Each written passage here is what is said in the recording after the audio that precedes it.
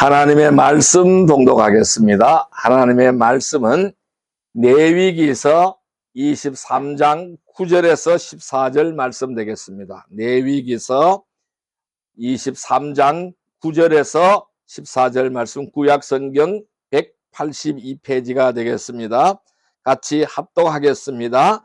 여호와께서 모세에게 말씀하여 이르시되 이스라엘 자손에게 말하여 이르라. 너희는 내가 너희에게 주는 땅에 들어가서 너희의 곡물을 거둘 때에 너희의 곡물의 첫 이삭 한 단을 제사장에게로 가져갈 것이요 제사장은 너희를 위하여 그 단을 여호와 앞에 기쁘게 받으심이 되도록 흔들되 안식일 이튿날에 흔들 것이며 너희가 그 단을 흔드는 날에 1년 되고 흠없는 순양을 여호와께 번제로 드리고 그 소재로는 기름 섞은 고운 가루 10분의 2 에바를 여호와께 드려 화제로 삼아 향기로운 냄새가 되게 하고 전제로는 포도주 4분의 1 흰을 쓸 것이며 너희는 너희 하나님께 예물을 가져오는 그날까지 떡이든지 볶은 곡식이든지 생이삭이든지 먹지 말지니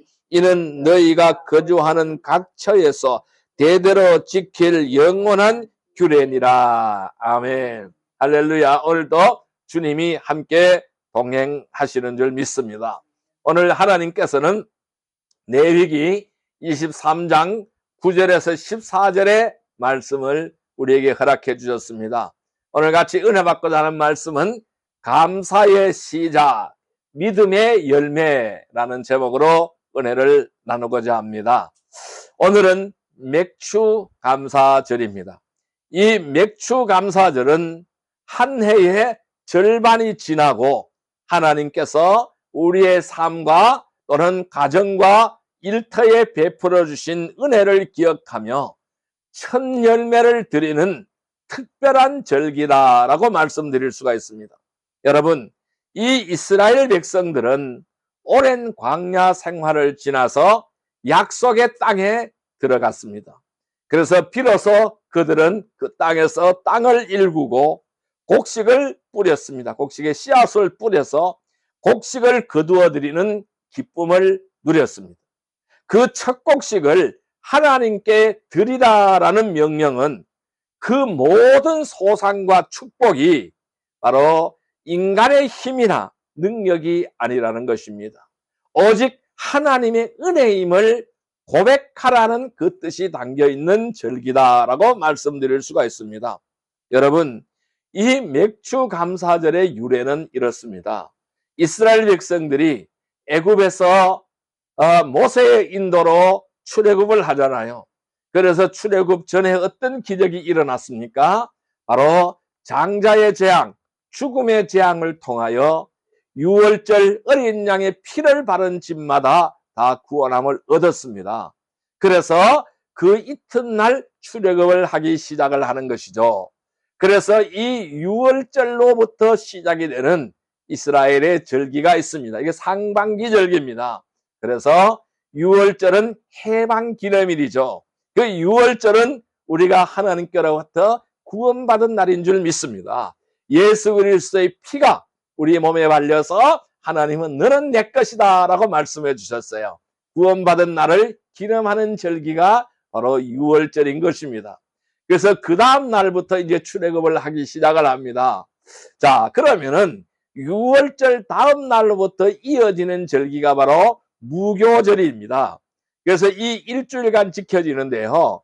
이 무교절이라는 절기는 무교병을 먹는 절기가 됩니다. 그래서 이 무교병은 누룩이 들어가지 않는 떡입니다. 왜 그 절기를 하나님은 지키라고 말씀하셨느냐? 그들이 애굽에 탈출해서 광야로 나왔잖아요. 그래서 이 광야에서 고생하던 것을 기념하라는 거예요. 하나님의 은혜로 하나님이 주시는 바로 물을 먹었고 하나님이 주시는 떡을 먹었고 하나님이 주시는 고기를 먹은 것을 기념하라는 거예요. 그래서 바로 일주일간 지키는 절기가 바로 무교절이라는 절기입니다. 그래서 누룩이 없는 떡을 먹는 절기입니다. 자, 그래서 광야의 고통, 쓰라린 아픔을 바로 잊지 말라라는 절기가 바로 무교절이라는 절기입니다. 자, 우리 예수님께서 체포되실 때 언제 체포되셨어요? 바로 유월절 음식을 잡수실 때 체포가 됐어요. 그 음식을 잡수시고 겟세마네 동산에서 기도하러 올라가셨을 때에 잡혔습니다. 그래서 십자가에 달려 돌아가셨잖아요. 그리고 3일 만에 다시 부활하셨잖아요. 그 3일 만에 다시 부활한 절기가 바로 어떤 절기냐 하면은 초실절이라고 할 수 있어요. 구약의 절기로는 초실절입니다. 그러면은 초실절은 언제 있느냐? 무교절 기간 안에 있는 안식일 다음 날이 바로 초실절입니다. 자, 무교절 기간 안에 있는 바로 안식일 다음 날이 초실절이다라고 말씀드릴 수 있어요. 그럼 초실절은 왜 초실절일까요? 초실이 바로 뭐예요? 첫 열매라는 거예요. 첫 열매를 드리는 절기다 이 말씀입니다. 그래서 예수님은 바로 첫 열매가 되셨어요. 죽었다가 살아나신 자의 첫 열매가 되셨다 이 말씀입니다. 그래서 초실절에 첫 열매를 드렸어요. 그들이 이 씨를 뿌려서 그것의 곡식을 수확을 하는 겁니다. 그래서 밭에서 첫 단을 베어서 그 곡식의 첫 단을 베어서 하나님 앞으로 드리는 절기가 바로 초실절이라는 절기입니다. 오늘 읽었던 말씀은 초실절에 대한 내용을 말씀하고 있는 거예요. 자, 그리고 오늘 본문의 15절부터 해서는 77절에 대한 규례를 말씀하고 있습니다. 자, 그러면은 초실절에 시작을 해서 추수를 시작하는 것입니다. 그래서 7주간을 추수를 합니다. 그래서 50일 동안 추수를 하는 거예요. 그래서 7일이 지나고 난 다음에 7주가 지나고 난 다음에 바로 추수감사제에 대한 절기가 찾아오게 되는 것입니다. 그 절기가 바로 어떤 절기냐면은 오순절이었습니다. 오순절은 또 신약에서는 성령이 강림한 절기가 되는 것이죠. 그래서 오늘은 오순절 또는 칠칠절 또는 성령 강림절 또는 맥추절 이렇게도 이야기하는 맥추절에 대해서 말씀을 드리고자 합니다. 참으로 귀하게 하나님은 역사하신 것은요, 그들이 이스라엘이 출애굽해서 광야에서 하나님으로부터 율법을 받잖아요. 모세가 산에 올라가서 하나님께 직접 쓰신 2돌판을 들고 내려왔어요. 율법을 받잖아요. 그 율법을 받은 날이 언제냐 하면은 이 77절이에요. 쉽게 말하면 오순절이다 이 말씀입니다. 그리고 신약에 와서는 성령이 내려왔어요. 그러면 율법과 성령이 임무교대를 한 것입니다. 그래서 하나님은 바로 이 절기를 꼭 지키라고 말씀하고 있어요. 이렇게 해서 오순절까지 77절까지 해서 맥추절까지의 상반기 절기가 끝이 나게 되는 것입니다. 그리고 하반기 절기로 이어지게 되는데요. 하반기 절기는 바로 나팔절, 대속죄일, 초막절 이렇게 이어지게 되는 것입니다. 그러면은 마지막 절기인 초막절이 바로 뭐냐 하면은 1년 동안 추수한 것을 감사하는 추수감사의 절기가 되는 것입니다. 자, 그런데 우리의 절기하고 이스라엘 절기가 맞지 않기 때문에 우리는 바로 오순절은 성령 강림절로 우리가 5월 달에 지켰습니다. 그리고 7월 첫째 주간에 우리는 밀과 보리 추수를 다 하고 난 다음에 드리는 절기로 맥추절을 지키고 있습니다. 그래서 이스라엘 백성들은 오랜 광야 생활을 지나서 약속의 땅에 들어가서 비로소 땅을 일구었고 곡식을 거두는 기쁨을 누렸던 거예요. 그래서 첫 곡식을 하나님께 드리라는 이 명령은 모든 소상과 축복이 내 힘의 능력이 아니라는 것입니다. 오직 하나님께 은혜임을 고백하라는 절기로 이 맥추절을 지키라라고 하나님은 명령하셨어요.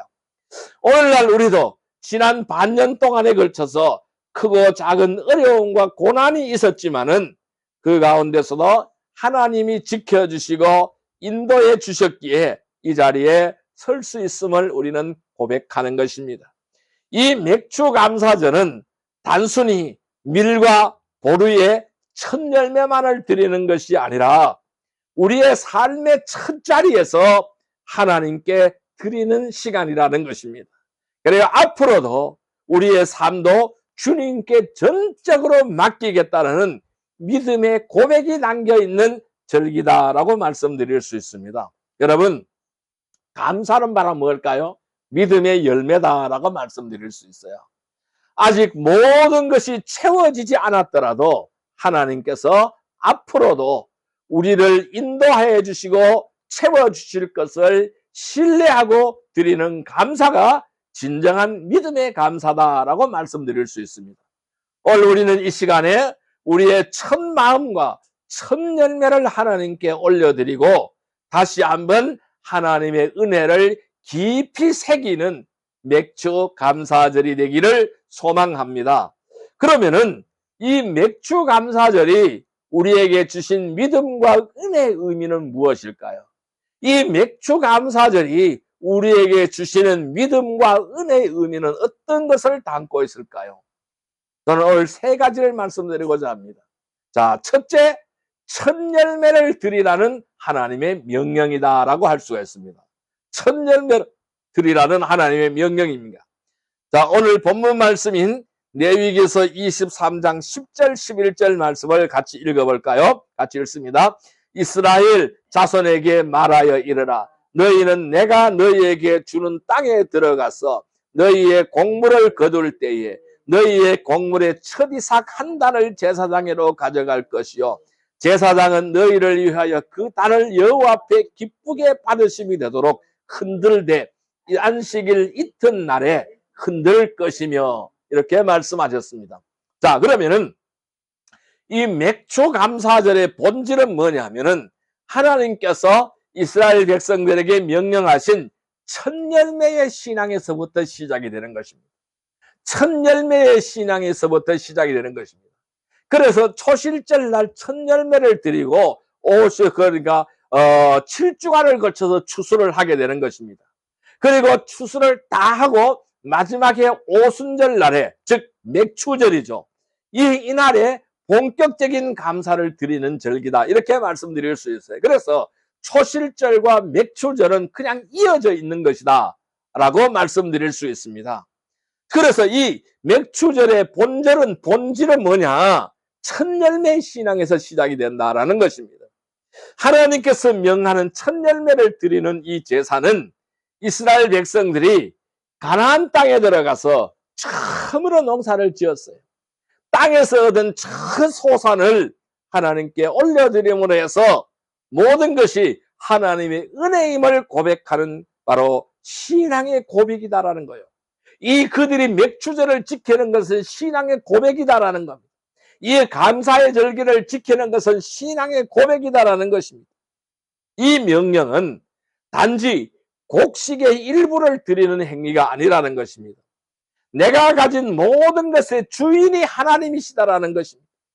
내가 누리는 모든 복과 내가 누리는 모든 것은 하나님의 손에서 온 것이다라는 것을 인정하는 거예요. 이들은 그들의 믿음의 표현이다. 모든 것이 하나님으로부터 왔다라는 이 사실을 인정하는 믿음의 표현이다라는 것을 말씀하고 있습니다. 이 정신은 구약의 다른 곳에서도 반복적으로 바로 나타나는 것을 볼 수가 있습니다. 느헤미야서 10장 35절 36절 말씀에는 이렇게 말씀하고 있어요. 해마다 우리 밭에서 나는 만물과 온갖 과일나무의 첫 열매를 주님의 성전에 바친다라고 고백했어요. 이것이 바로 이스라엘 백성들의 고백입니다. 해마다 우리는 밭에서 나는 만물이 바로 뭘까요? 첫 것이죠. 이 밭에서 나는 첫 것과 과일나무에서 달리는 첫 열매를 주님의 성전에 바친다고 고백하고 있습니다. 자, 느헤미야서 10장 35절 36절에 이렇게 설명했어요. 해마다 우리 토지 소산의 만물과 각종 과목의 첫 열매를 여호와의 전에 드리기로 하였고 또 우리의 맏아들과 가축의 처음 난 것과 소와 양과 처음 난 것을 율법에 기록된 대로 우리 하나님의 전으로 가져다가 우리 하나님의 전에서 섬기는 제사장들에게 주고 이렇게 말씀하였어요. 여러분 또한 잠언서 3장 9절 10절에는 내 재물과 내 소산물의 처음 익은 열매로 여호와를 공경하라. 그리하면은 내 창고가 가득하게 차고 내 포도즙 틀에 새 포도즙이 넘치리라 라는 약속의 말씀이 나오고 있습니다. 여러분, 이와 같이 첫 열매를 드리는 것은 단순히 남은 것을 드리는 것이 아닌 것입니다. 가장 먼저 가장 좋은 것을 하나님 앞에 드리는 것이다 라고 할 수가 있습니다. 이것은 하나님을 내 삶의 주인으로 인정하는 거예요. 내 삶의 하나님을 주인으로 인정하고 앞으로도 모든 삶도 하나님께 맡기겠다는 신앙의 고백이자 감사의 시작이라는 거예요. 그래서 그들은 첫 실절에 첫 열매를 드리는 거예요. 첫 열매를 드리고 모든 것이 다 하나님의 은혜라는 사실을 고백하고 추수를 하기 시작하는 것입니다.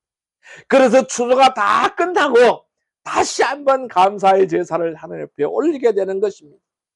그래서 앞으로도의 모든 삶도 하나님께 맡기겠다라는 신앙의 고백이자 감사의 시작인 것입니다. 여러분, 오늘 우리가 이 맥주 감사절에 첫 열매를 드리는 마음으로 주님께 예배 드릴 때에 하나님께서는 우리의 믿음을 기쁘게 받아주십니다. 그리고 또한 남은 삶도, 우리의 남은 삶도 책임져 주실 것을 하나님은 약속하시는 것입니다. 성도 여러분, 우리의 예배와 삶이 언제나 첫 열매가 되기를 주님의 이름으로 축복합니다. 나의 온 마음과 정성을 다해서 첫 열매를 드리는 심정으로 예배 드리는 성도들이 되어서 내 삶을 하나님 앞에 온전하게 맡기는 축복의 성도들이 다 되시기를 주님의 이름으로 축복합니다. 두 번째 우리에게 주는 의미는 바로 뭐냐 하면은 감사는 믿음의 고백이다라는 것입니다. 감사는 믿음의 고백이다라는 것입니다. 자, 우리 레위기에서 23장 10절 11절 말씀 다시 한번 읽어보겠습니다. 이스라엘 자손에게 말하여 이르라. 너희는 내가 너희에게 주는 땅에 들어가서 너희의 곡물을 거둘 때에 너희의 곡물의 첫 이삭 한 단을 제사장에로 가져갈 것이요. 제사장은 너희를 위하여 그 단을 여호와 앞에 기쁘게 받으심이 되도록 흔들되 안식일 이튿날에 흔들 것이며 이렇게 말씀했어요. 여러분, 이스라엘 백성들은 모든 곡식을 다 거둔 후가 아닙니다. 다 거두어 드린 후가 아닙니다. 아직 수확이 시작되지 않았어요. 그런데 수확이 시작된 시점에 이 첫 이삭을 베어서 하나님 앞에 드렸다라는 말씀입니다. 아직 남은 수확이 어떻게 될지 알 수 없는 상황이잖아요. 왜? 아직 추수를 하지 않았으니까. 그런데 하나님이 앞으로 채워주실 것을 확실하게 신뢰하는 거예요. 그것을 믿고 신뢰하며 드리는 믿음의 감사였다라는 것입니다. 이처럼 여러분, 감사는요, 환경이나 조건이 모두 갖추어졌을 때만 드리는 것이 아니라는 것입니다. 오히려 부족함에도 감사해야 되는 거예요. 오히려 불확실한 속에서도 감사해야 되는 거예요. 그래서 부족함과 불확실함 속에서도 하나님을 신뢰하는 믿음에서 비롯될 때에 이것이 바로 진정한 감사다라고 말씀드릴 수가 있습니다. 자, 에베소서 5장 20절 21절에는 이렇게 말씀하고 있어요. 범사에 우리 주 예수 그리스도의 이름으로 항상 아버지 하나님께 감사하며 그리스도를 경외함으로 피차 복종하라라고 설명하고 있어요.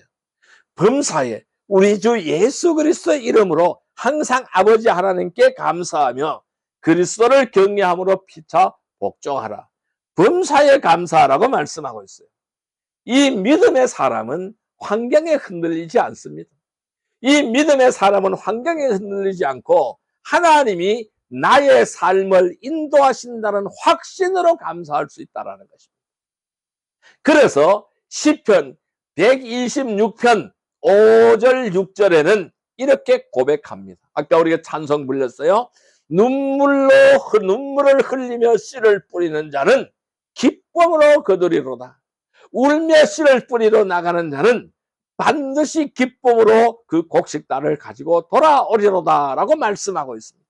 여러분, 감사는 어디서 나올까요? 믿음의 태도에서 흘러나오는 것이 감사인 것입니다. 이 이스라엘 백성들이 광야 생활과 포로 생활의 시련을 겪으면서도 하나님의 인도하심을 신뢰하였습니다. 그래서 감사의 노래를 불렀습니다. 우리 역시 똑같습니다. 모든 것이 완벽하지 않아도 하나님의 선하심과 하나님의 인도하심을 신뢰하는 믿음으로 감사할 때에 그 감사가 믿음의 열매로 맺히게 되어 있다는 것을 우리는 확신해야 됩니다. 성도 여러분, 감사는요, 내 힘과 능력이 아니라는 것입니다. 하나님의 은혜와 약속을 신뢰하는 믿음의 고백이 감사다라고 말씀드렸어요. 오늘 우리의 삶 속에서도 환경을 뛰어넘는, 어떤 처지와 환경을 뛰어넘는 믿음의 감사가 넘치기를 주님의 이름으로 축복합니다. 세 번째로 우리에게 주는 의미는 바로 뭐냐면은 믿음의 열매를 맺는 삶이다라는 것입니다. 이 믿음을 통하여 열매를 맺는 삶이다라는 것입니다. 자, 골로새서 2장 6절 7절 말씀을 한번 볼까요? 326페이지입니다. 신약성경 326페이지. 신약성경 326페이지. 골로새서 2장 6절 7절 말씀입니다. 신약성경 326페이지. 골로새서 2장 6절 7절 말씀입니다. 골로새서 2장 6절 7절 말씀, 골로새서 2장 6절 7절 말씀 같이 읽습니다. 그러므로 너희가 그리스도 예수를 주로 받았으니 그 안에서 행하되 그 안에 뿌리를 박으며 세움을 받아 교훈을 받은 대로 믿음에 굳게 서서 감사함을 넘치게 하라. 다시 한번 읽습니다. 그러므로 너희가 그리스도 예수를 주로 받았으니 그 안에서 행하되 그 안에 뿌리를 박으며 세움을 받아 교훈을 받은 대로 믿음에 굳게 서서 감사함을 넘치게 하라. 아멘. 자, 여기서 감사는요, 단순한 감정이나 일시적인 반응이 아니라는 것을 알 수가 있습니다. 신앙의 성장과 성숙에서 맺히는 믿음의 열매라는 것을 알 수가 있습니다. 그래서 뭐라 그랬어요? 너희가 그리스도 예수를 주로 받았기 때문에 그 안에서 행해야 되는데 어떻게? 그 안에 뿌리를 박아라. 예수 안에 뿌리를 박아서 든든하게 세워져라는 거예요. 그래서 받은 교훈대로 믿음에 굳게 서서 감사함을 넘치게 하라라고 말씀했어요. 그래서 이 믿음의 열매가라는 거예요. 감사는 뭐냐? 믿음의 열매라고 설명하고 있는 거예요. 이 말씀은요, 오늘 골로새서 2장 6절 7절의 이 말씀은요, 우리가 예수님을 믿고 따르는 삶에서 감사가 자연스럽게 흘러나와 함을 강조하고 있는 말씀이에요. 이 감사하는 신앙은 뿌리가 깊은 나무가 되는 거예요. 그래서 흔들리지 않는다라는 겁니다. 그리고 삶의 다양한 상황 속에서도 어떠한 여건과 어떠한 환경과 어떠한 처지 속에서도 삶의 어떠한 모양과 환경 속에서도 열매를 맺게 한다라는 것입니다. 여러분, 그래서 이 감사가 깊어질수록 우리의 믿음도 성장이 되는 거예요. 그리고 그 믿음이 다시 한번 큰 감사로 이어지는 선순환이 일어나게 되어진다라고 설명할 수가 있습니다. 자, 그래서 히브리서 13장 15절에도 이렇게 말씀하고 있어요. 그러므로 우리는 예수로 말미암아 항상 찬미의 제사를 하나님께 드리자. 이는 그 이름을 증거하는 입술의 열매니라 라고 말씀합니다. 그래서 이 찬미의 제사는 뭘까요? 감사의 제사를 말씀합니다. 이 감사의 제사가 입술의 열매라고 설명하고 있다는 거예요. 감사는 우리의 입술의 열매이자 하나님께 드리는 가장 아름다운 제사라는 것을 말하고 있습니다. 또한 아까 우리 읽었던 시편 126편 5절 6절에도 눈물을 흘리며 씨를 뿌리는 자는 기쁨으로 거둔다고 했고, 울며 씨를 뿌리러 나가는 자는 반드시 그 기쁨으로 그 곡식단을 가지고 돌아온다고 고백하고 있어요. 여러분, 믿음으로 감사하며 믿음으로 씨를 뿌릴 때에 또한 믿음으로 하나님께 기쁨의 열매로 결실하게 하신다는 그 약속을 하나님은 우리에게 주시고 있는 말씀인 것입니다. 성도 여러분, 결국 감사는 바로 무엇일까요? 신앙의 성장과 성숙의 증거가 바로 감사인 거예요. 나의 신앙이 얼마나 성장했느냐, 나의 신앙이 얼마나 증거해서 성숙이 되었는가, 이것을 증거하는 것이 감사라는 것입니다. 그래서 우리는 하나님께서 우리의 삶을 통해서 맺으시길 원하는 믿음의 열매가 감사다라고 말씀드릴 수가 있습니다. 그래서 우리는 이 맥주 감사절을 맞아서 우리의 삶에 감사의 열매가 풍성하게 맺히기를 주님의 이름으로 축복합니다. 자, 이제 말씀을 정리하여 보겠습니다. 그러면 우리는 어떻게 하여야 할까요? 첫째, 우리는 하나님의 은혜를 기억하며 감사해야 됩니다. 우리는 하나님의 은혜를 기억하며 감사해야 됩니다. 신명기 16장 12절에는 이렇게 말씀합니다. 너는 애굽에서 종되었던 것을 기억하고 이 규례를 지켜 행할지니라 라고 말씀했어요. 하나님은 이스라엘 백성들에게 구원의 은혜를 잊지 말라는 거예요. 이 구원의 은혜를 잊지 말고 그들이 광야에서 하나님으로부터 받았던 그 축복을 기억하라는 것입니다. 그리고 감사하라는 것이죠. 그렇습니다. 바로 그러한 것처럼 우리도 과거의 은혜와 구원을 늘 기억하며 감사해야 된다는 것을 말씀하고 있어요. 우리는 언제나 어디서나 하나님의 은혜를 기억하며 감사하는 자가 되기를 주님의 이름으로 축복합니다. 두 번째 우리가 해야 될 것은 범사에 감사하는 삶을 살아가야 된다는 것을 말씀하고 있습니다. 데살로니가전서 5장 18절에는 이렇게 말씀하죠. 범사에 감사하라. 이것이 그리스도 예수 안에서 너희를 향하신 하나님의 뜻이니라 라고 말씀하였습니다. 감사는요, 상황에 따라 하는 것이 아니라는 것입니다. 범사입니다. 모든 일입니다. 모든 일에서 하나님께 드려야 할 신앙의 태도가 감사라는 것입니다. 그래서 우리는 범사에 감사하는, 어쨌든 감사하는, 이래도 감사하고 저래도 감사하는 그러한 백성이 되기를 주님의 이름으로 축복합니다. 세 번째로 우리가 해야 될 것은 무엇이냐 하면은 감사로 기도하며 염려를 맡겨야 됩니다. 하나님 앞에 감사로 기도하며 염려를 주님 앞에 맡기시기를 바랍니다. 자, 빌립보서 4장 6절에는 이렇게 말씀합니다. 아무것도 염려하지 말고 다만 모든 일에 기도와 간구로 너희 구할 것을 감사함으로 하나님께 아뢰라 라고 말씀하고 있습니다. 여러분, 어려움과 염려가 있을 때도 우리가 기쁘고 좋을 때만 감사하는 것이 아니라 어려움과 염려가 있을 때도 감사로 기도할 때에 하나님께서는 평강으로 우리를 지키신다라는 약속의 말씀인 것입니다. 이 약속의 말씀을 붙드시기를 바랍니다. 다섯 번째로 우리가 해야 될 것은 감사로 하나님께 예배하고 찬양하시기를 바랍니다. 시편 100편 4절에는 이렇게 말씀합니다. 감사함으로 그 문에 들어가며 찬송함으로 그의 궁정에 들어가서 그에게 감사하며 그의 이름을 송축할지어다 라고 선포하였습니다. 여러분, 감사는요 무엇일까요? 예배의 시작입니다. 감사는 하나님께로 나아가는 문인 거예요. 여호와의 궁정에 들어가는 문이 감사인 줄 믿습니다. 감사로 하나님께 영광 돌리는, 감사로 하나님께 예배하고 감사로 찬양하는 복된 백성이 되기를 바랍니다. 다섯 번째로 우리는 어떻게 해야 될 것이냐? 받은 은혜를 나누며 감사의 열매를 맺어야 됩니다. 받은 은혜를 항상 나누며 감사의 열매를 맺어야 됩니다. 자, 고린도후서 9장 11절에 이렇게 말씀합니다. 너희가 모든 일에 넉넉하여 너그럽게 연보를 하면 그들이 우리로 말미암아 하나님께 감사하게 하는 것이다 라고 말씀하였어요.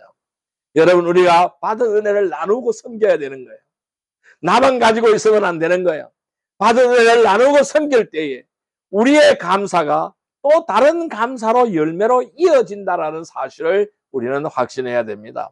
성도 여러분, 오늘 우리는 이 맥주 감사절을 맞이하여 언제나 하나님의 은혜를 기억하고 범사에 감사하며 기도와 예배를 통하여 또한 나눔의 삶을 통하여 믿음의 열매를 맺는 복된 성도들이 다 되시기를 주님의 이름으로 축복합니다. 사랑과 은혜의 아버지 하나님 감사합니다. 오늘 우리에게 귀한 말씀을 허락해 주심을 감사합니다. 오늘 우리는 맥주 감사절로 모든 영광을 하느님 앞에 돌려드리기를 원합니다. 우리가 이 맥주 감사절을 맞이하여 언제나 하나님의 은혜를 기억하게 하여 주옵소서. 늘 우리가 어떤 환경이든 간에 범사에 감사하게 하여 주옵소서. 언제나 감사로 하나님 앞에 기도와 예배를 드리게 하여 주옵소서. 또는 받은 은혜를 나누며 이 나눔의 삶을 통하여 믿음의 열매를 맺는 복된 성도들이 다 되게 하여 주옵소서. 예수님의 이름으로 감사하며 기도 드리옵나이다. 아멘. 저 꺼주세요.